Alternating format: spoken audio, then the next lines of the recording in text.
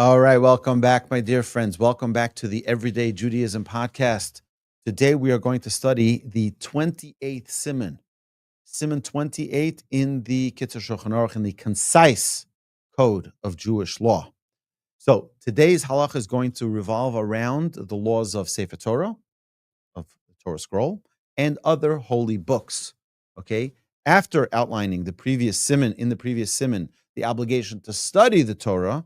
Now we discuss the laws of writing a Torah, and according to many authorities, the purpose of this obligation to write a Sefer Torah is to facilitate the study of Torah, right? So there's a mitzvah in the Torah to own a Sefer Torah, to write one. If you can't write one, have someone write it, commission someone to write it for you.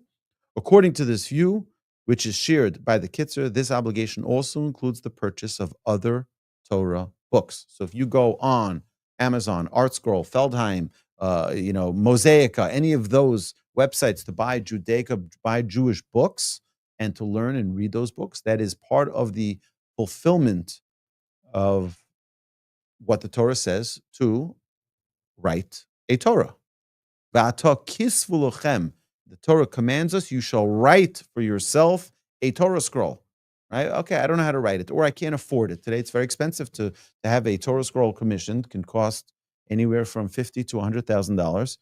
It means a scribe will sit for almost an entire year to write your scroll. It's a lot of work. It's a lot of time, and they presumably need to support their family as well. So it takes a lot. So to have that commission, okay, I can't afford that, but I could afford to spend $28 on a book and add it to my library. And, we can buy a Chumash, we can buy many, many magnificent books, so that would be part of the fulfillment of this mitzvah. The halacha now begins. Mitzvah saseh, it is a performative commandment. Al kol ish mi Yisrael lichtov lo sefer Torah. For every Jew to write a sefer Torah. Shenemar v'ata kisvu lochem es hashira azos is the verse that we just mentioned. V'kiblu chachamim zichron lavrocha perusho lichtov es kol haTorah sheyesh ba hashira. Our sages understood that this means to write the Torah. The Torah is called a shira, a song. Like we mentioned previously in our Parsha podcast. It needs to be beautiful. We need to present it in a way that it is, and that's what the Torah is called, a shira. It's a shira, it's a song. Everybody loves a good song. The Torah is a song. If someone inherited a Sefer Torah, a Torah scroll from their father owned the Torah scroll, now they inherited it. It's still a mitzvah for them to have their own Torah scroll.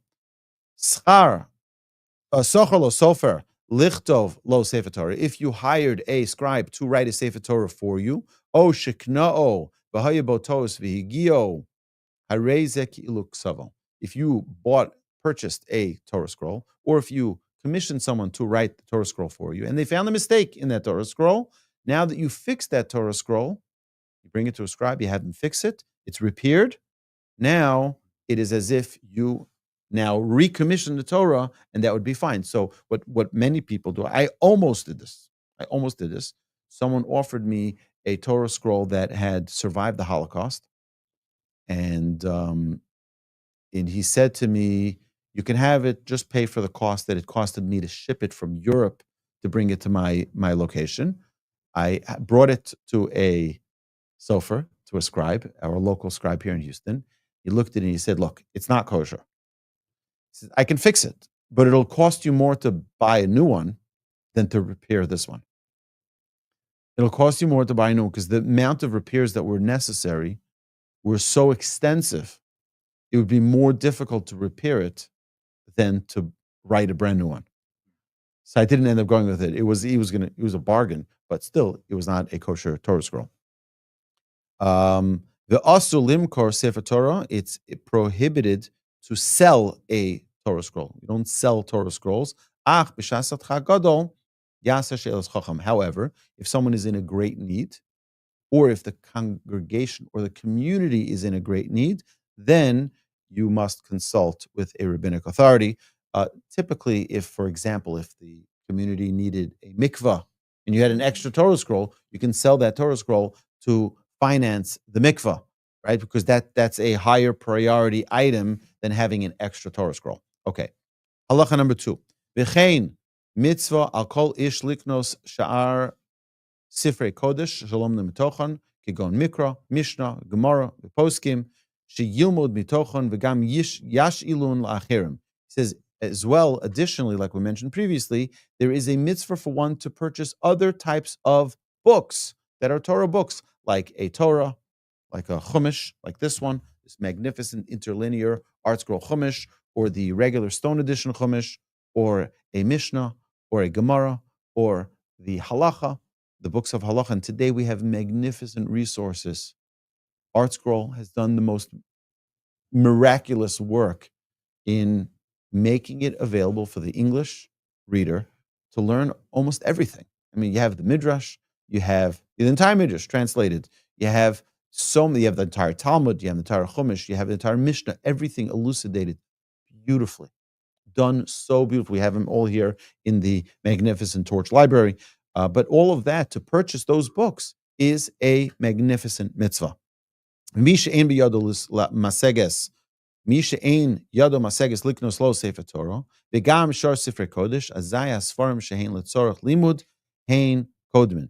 So he says, what's if you don't have funds to purchase all of those books? So the ones that you're able to afford to learn from, those are more important than just nice books. And like a woman once called up a bookstore and said, I need, for my living room, I need some purple books and blue books and red books, different colors. It's not there to beautify your home. It's there to, a new word that I made up, to holify your home, to make it holy.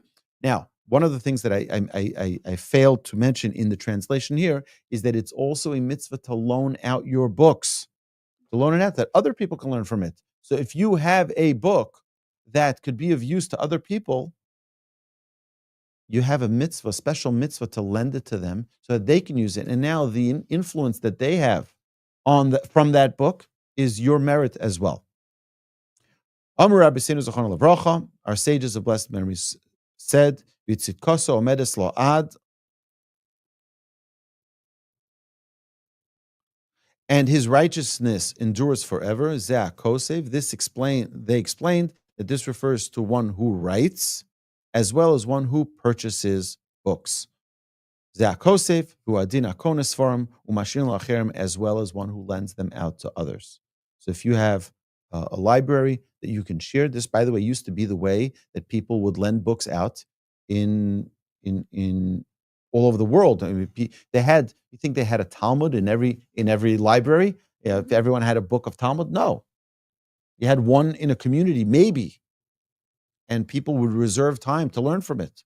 The Mishnah talks about what do you do if two people are reading from a Torah scroll. It says you should be very careful not to pull it, whether or not two can, whether one should just be. Why don't you just get another book? Well, it was expensive. It was very expensive. It wasn't just $20 to buy a book.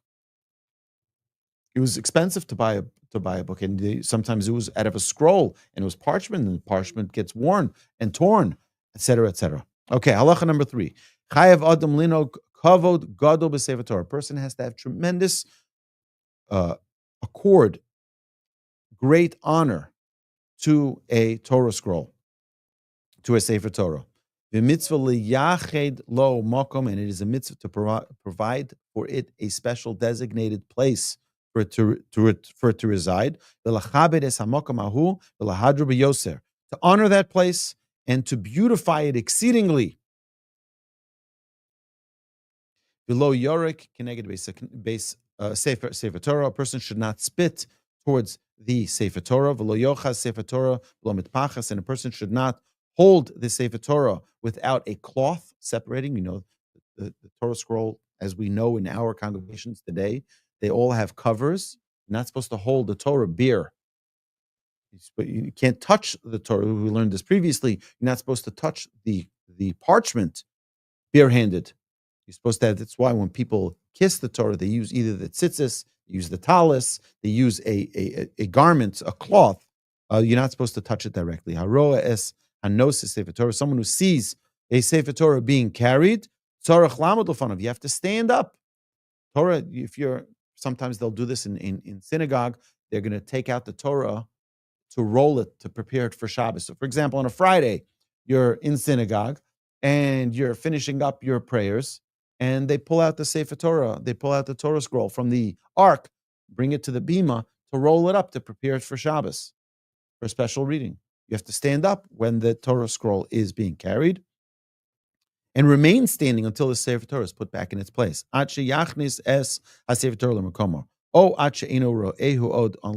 unless you don't see it anymore. It's gone to a different room, then you can sit back down. And in a synagogue, when the Sefer Torah is removed and returned to the Holy Ark, it is a mitzvah, an obligation upon everybody before whom the scroll passes, l'lavosa ad mikoma, to escort it until its destination. Same with the person who does hagba and the person who rolls, the person who has glila. They should also yelchu l'lavosa. They should escort the Torah back till the Torah is put back in its place in the ark. Halacha number 4. Va'afilu shar sifrei kodesh. Even other holy books, we must accord tremendous respect for them. Imunachim al salfsol. So here's some practical halachas that come into play frequently. So if you have a bench, many times in synagogue they'll have a bench, right? So you have a book sitting on the bench as well. Someone finished praying, they put their prayer book down, they put their Chumash down. You're not allowed to sit on the same surface where a book is sitting. So lift up the book and then you can sit down. You can't sit on the same surface. Therefore, if they are lying on a bench, it is forbidden to sit on the bench. Ella im hasfar munachim, unless the books are placed al ezadavar, on a certain object, any object. They're not directly on the same surface that you're sitting on. That would be disrespectful for it.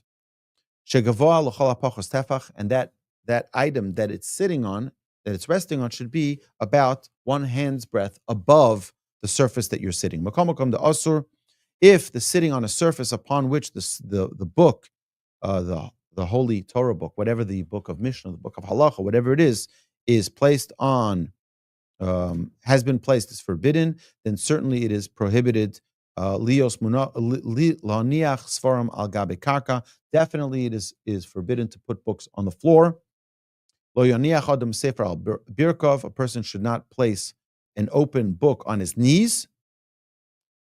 Vishnei atzile yodov olav, and lean his 2 elbows upon it. This is considered a disrespectful posture, right? It's not, you're not reading a novel when you're learning Torah. You're not reading a New York Times. That you can do. You're sitting back on a beach chair. You want to read your New York Times. That's one thing. But that's not the way you read Torah, right? Additionally, by the way, we're going to see it in a minute, that this is the front of the book. This is the back of the book. The front of the book should always be facing up. Always be facing up. If you see it facing down, you should turn it over, give it a kiss, place it properly. A book should never be face down. That's part of the things we're going to see in a minute. In situations of pressing need, it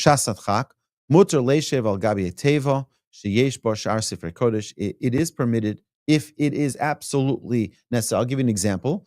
To sit upon a surface that contains other holy books. But if there is an actual Torah scroll, it is forbidden to sit on that place.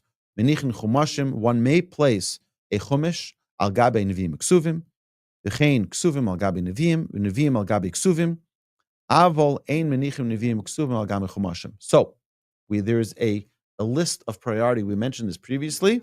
The number 1 is the chumash. Okay?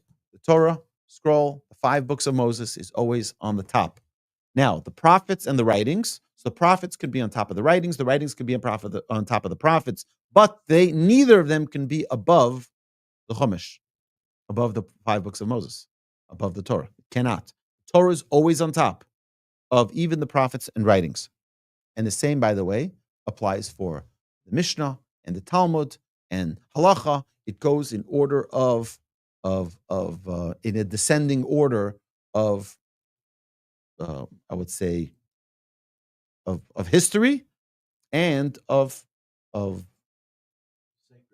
sacredness. Exactly. Thank you. So always the Chumash is on top. You never place a siddur on top of a Chumash.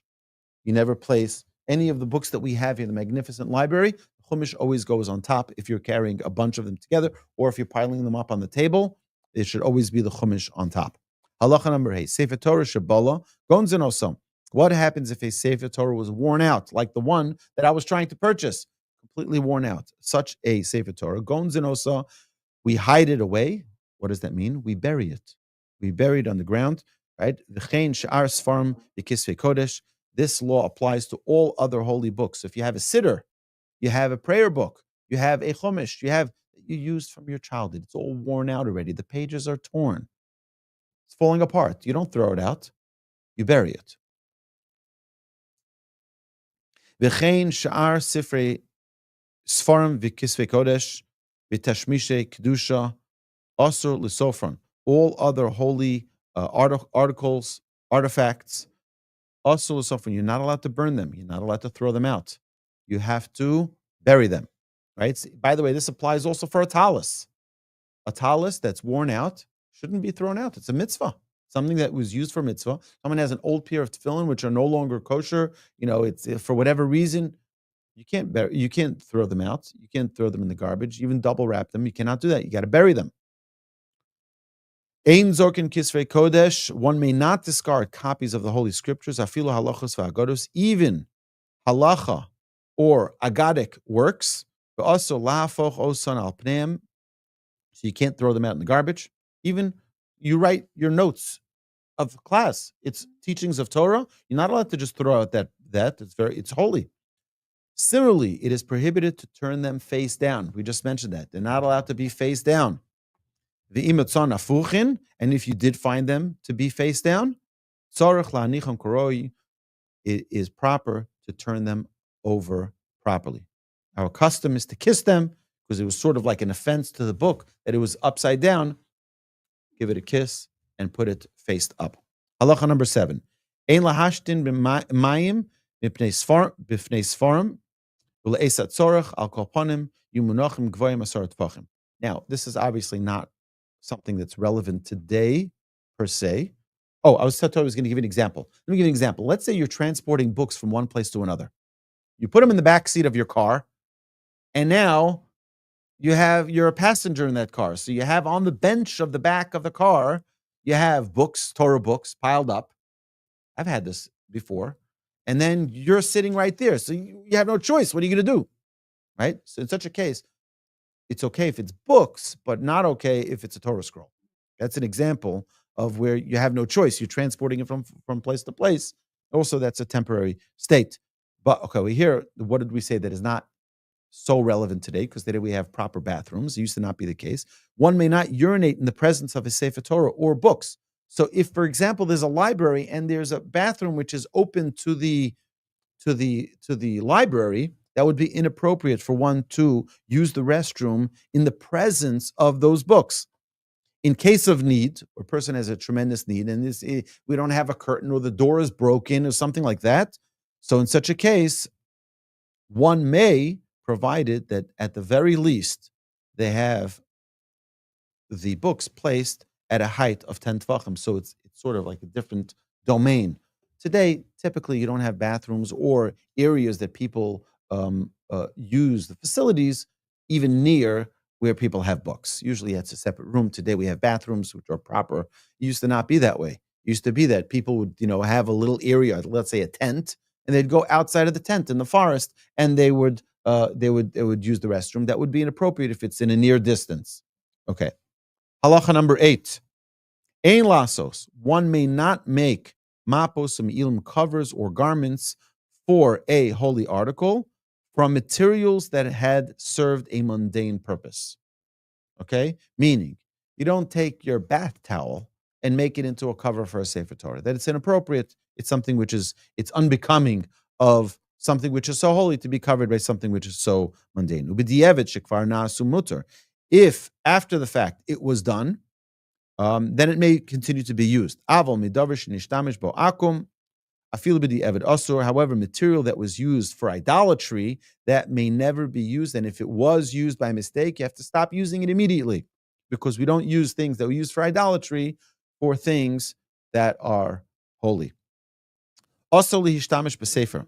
One may not use a book lahana also for personal benefit. Could go in lahamido, for example, to stand it up lahagen b'fnei achama, as a shield from the sun. So you're reading a book on the couch, and the sun is bothering you. So now I want to just place my chumash there so it blocks from the sun, and that way you don't use Torah books, Judaica, for that kind of purpose. You don't use it for your personal benefit as a screen from the sun. O kadei shelo yira chavero mashu ose, or to use it as a, I don't want anyone to see what I'm doing here. So I'm going to use my Torah book as my little partition, my little barrier. Avol im hashemesh zorachas ala sefer shehu lomed bo. But if the sun is shining upon the book that you are currently studying from, mutar lahagin mesefer acher, then you can shield the book with another book. You can shield your eyes from the glare with another book. Kevon she'eno osalana. So you're not doing it for yourself. You're doing it to protect the book, and you're not acting out of personal benefit. Similarly, placing a book beneath another book from which you are studying in order to elevate the book that you are studying. So you see, I use a little podium here to hold my book up. Can I use another book underneath to prop up my book? Are you allowed to do that? So he says, yesh lahater, this could be permitted. Aval, ein laniach sefer betoch sefer acher. However, one should not place a book, a Torah book, in another book as a place mark, shelo yitztarech lachapes acharkach, in order that one not need to search it at a later time. Makom limuda, the place where you're holding, meaning you don't make one book your place mark for the other book.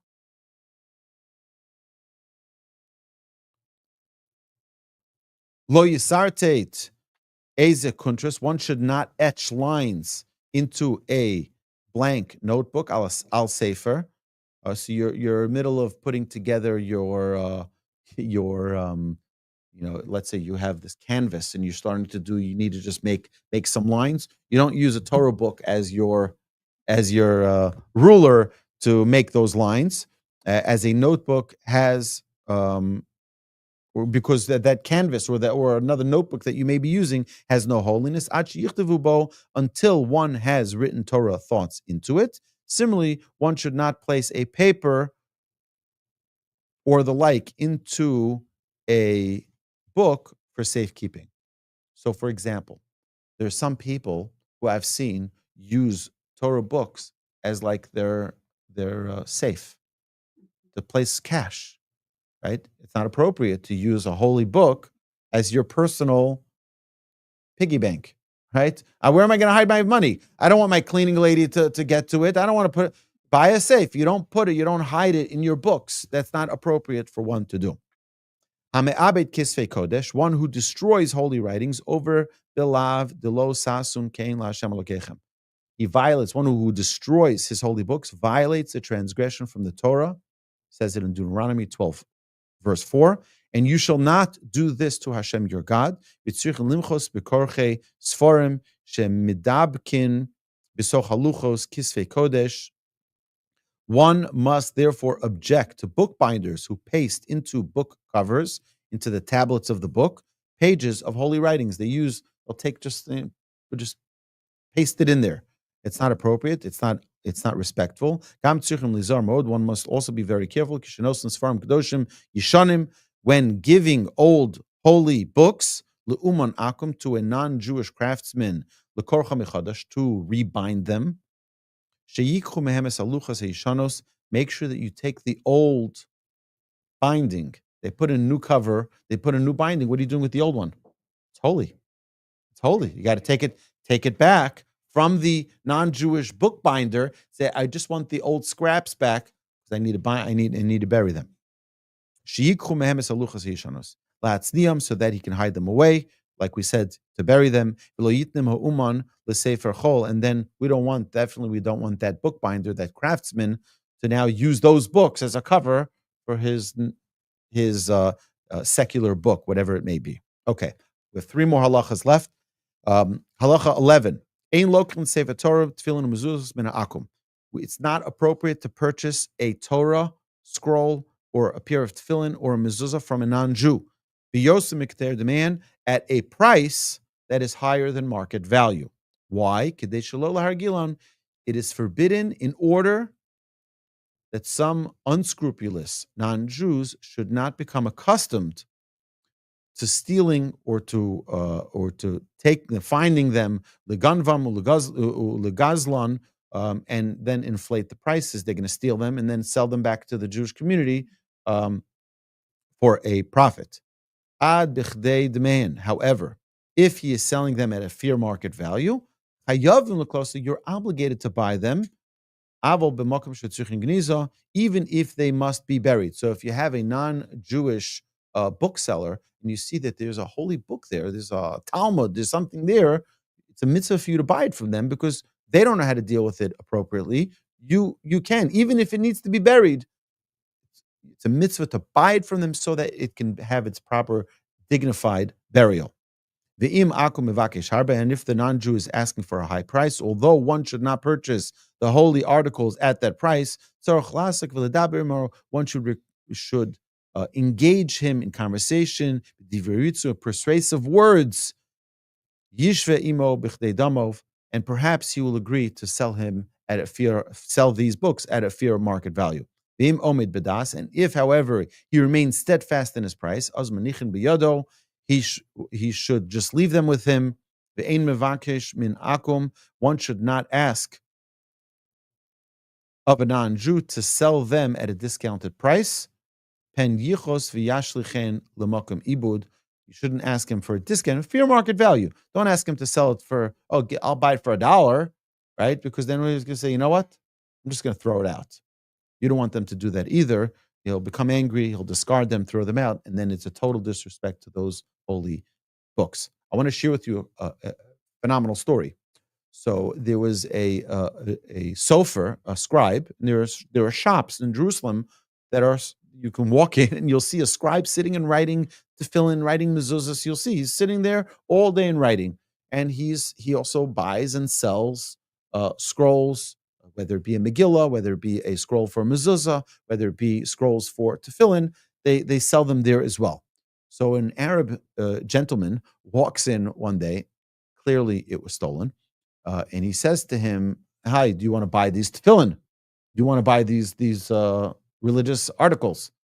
So the sofer looks at the tefillin. Now, for those of you who own a pair of tefillin, you know that the hand tefillin and the head tefillin are very different. The hand tefillin are just a clean square. The head tefillin have 3 slices in them, and making it 4 different compartments. And so the sofer is a smart guy, and he looks at the first one. He says, "Wow, this is beautiful. It's stunning." And then he takes out the one for the shalrosh, for the head tefillin. He says, "What are these cuts here? What's this?" He says, "This needs to be a set, and these are cut. It's worthless. I have nothing to do with this." He says, "If you want, I'll give you a few dollars for it, but this is not worth anything." Right? So sure enough, the guy's like, "Fine, I'll take a few shekels for it," and he gives it to him for a few shekels. Of course, the tefillin bag had a name on it, and he finds the person who lost it and returns the tefillin that were stolen. So it's interesting that that's a very smart, astute scribe who knew how to do. But there's a whole black market out there of Arab women who are writing mezuzahs, sitting in their basements in Gaza. I'm serious. This is a real story. And they were writing mezuzahs, all fake, fraudulent, not written appropriately, not written according to halacha. But someone who doesn't know says, "Oh, it's a mezuzah. I bought it in a gift shop. It must be fine." And then many times, if you buy a mezuzah, sometimes people think mezuzah means the case, That's not true. Mezuzah means the actual parchment inside the case. The casing outside is just a nice decoration. It's the inside that really counts.